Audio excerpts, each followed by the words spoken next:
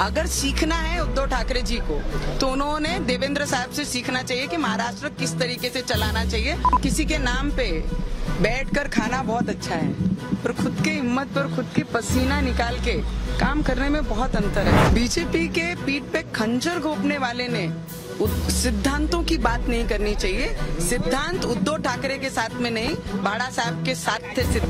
सिद्धांत बाड़ा साहब के साथ चले गए।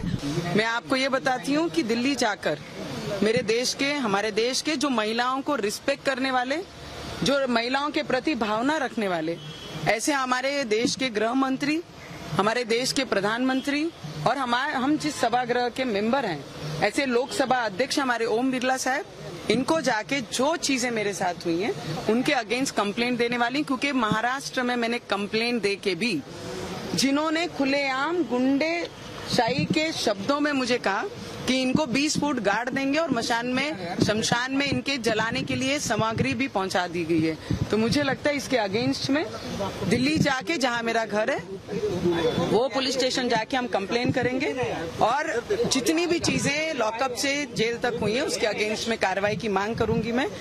और ऐसे कोई भी लोक प्रतिनिधि हो या आम व्यक्ति, नागरिक हो या महाराष्ट्र के या देश का, उसके साथ ऐसी दुर्घटना नहीं होनी चाहिए। चुनाव लड़ने का सरकार डर गई और इसीलिए जमानत रद्द कराने जा रही है। मुझे लगता है कि जो मैंने उनको चेतावनी दी है, किसी के नाम पे बैठकर खाना बहुत अच्छा है, पर खुद के हिम्मत पर खुद की पसीना निकाल के काम करने में बहुत अंतर है।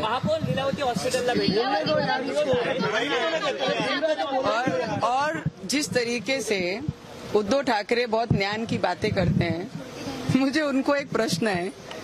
बीजेपी के पीठ पे खंजर घोंपने वाले ने सिद्धांतों की बात नहीं करनी चाहिए। सिद्धांत उद्धव ठाकरे के साथ में नहीं, बाड़ा साहब के साथ थे। सिद्धांत बाड़ा साहब के साथ चले गए और उद्धव ठाकरे ने जिस तरीके से धोखा देके बीजेपी के पीठ में खंजर घोंपा है, उन्होंने हमको सिद्धांतों का ज्ञान नहीं देना चाहिए। सिद्धांतों का ज्ञान हम लेके चलते हैं, तो उन्होंने नहीं सिखाना चाहिए। जो भी लीलावती का जो भी चीजें ये बात कर रहे हैं, इनको कोई काम नहीं है। अगर काम होता तो हमारे एक एक व्यक्ति, नारायण राणे साहब का हो गए, बाकी जितने भी जन हैं जो इनके विरोध में बोलते हैं, घरों पे कार्रवाई करते हैं, घर तोड़ते हैं या उनको अंदर डालते हैं, यही काम उद्धव ठाकरे के और उनके आजू बाजू जो पिलांटू हैं, जो उनके सलाहकार हैं, जिन्होंने बीजेपी के पीठ में खंजर कैसे घोंपना जो सिखाया, तो मुझे लगता है कि उन पे बात करना और ये सब उचित नहीं। मैं एक चीज बता सकती हूँ कि 5 साल देवेंद्र साहब ने भी राज्य चलाया है। ऐसी श्रूड की राजनीति कहीं पर भी महाराष्ट्र में कभी नहीं हुई। अगर सीखना है उद्धव ठाकरे जी को तो उन्होंने देवेंद्र साहब से सीखना चाहिए कि महाराष्ट्र किस तरीके से चलाना चाहिए और किस भावना से चलाना चाहिए। श्रूड बुद्धि, हमने कोर्ट का हमेशा सम्मान किया है और मैं करती आ रही हूँ, और ये भारतीय नागरिक होने के नाते हमारे इस देश में रहने वाला हर एक व्यक्ति कोर्ट का सम्मान करता है, उसी तरीके से हम भी करते हैं। Court has given special line orders कि वो सब्जेक्ट पर हम कोई भी बात नहीं करेंगे। हमने ऑफेंस के बारे में बात नहीं की, हमने किस तरीके से ऑफेंस लगाया उसके बारे में बात नहीं की। वो सब बातें बाजू में रख के जो मेरे साथ लॉकअप से लेके जेल में हुआ, मेरी हेल्थ इश्यू को लेके जिस तरीके से उन्होंने अवॉइड किया, वो सब चीजों पे मेरा बात करना, लोगों को सामने लाके बताना।